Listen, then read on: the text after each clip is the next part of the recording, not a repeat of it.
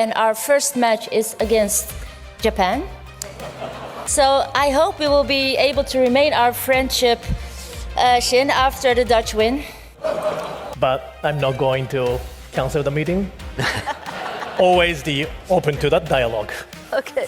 The victim nations in Asia have not received an apology or expression of remorse from the Japanese side. A ship-borne helicopter of the Dutch Navy illegally intruded into China's territorial airspace. Thank you very much for your question, Chinese participant. Thank you very much. Japan's door is always open.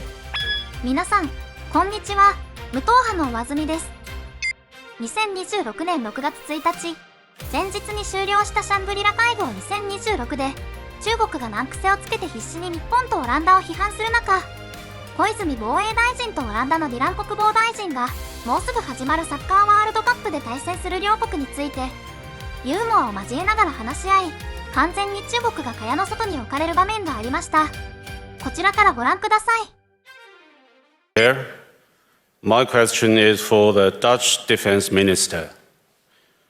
Your statement about the Dutch frigate around China's Shisha Island just now only tells part of the story.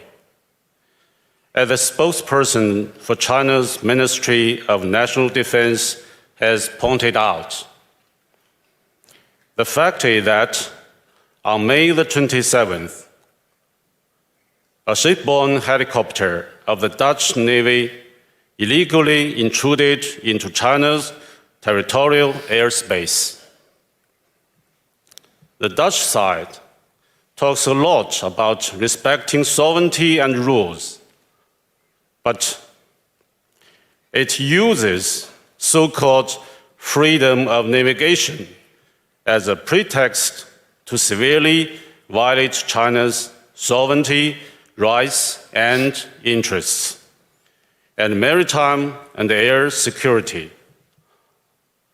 My question for you is, do you believe this incident constitutes a breach of international law and the basic norms of international relations, including the UN Charter?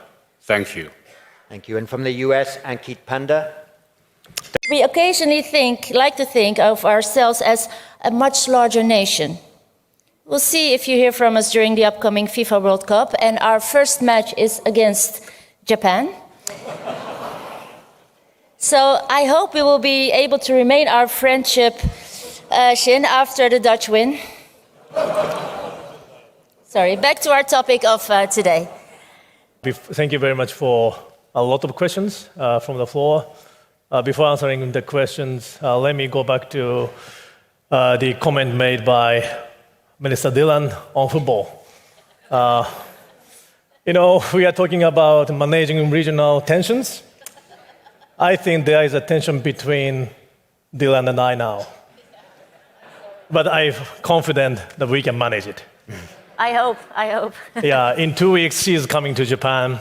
Exactly the day Japan's national team and Netherlands national team is going to, on the field. Yeah. But I'm not going to cancel the meeting. Always open to that dialogue. Okay. Thank you very much, Chairman. My question goes to Mr. Koizumi, Minister of Defense, Japan. I'm very pleased that you mentioned the new militarism in your speech. I noticed that recently, Japanese leader expressed her condolence at the Australian War Memorial to Australian soldiers who lost their lives during the Second World War as a result of Japanese militarism.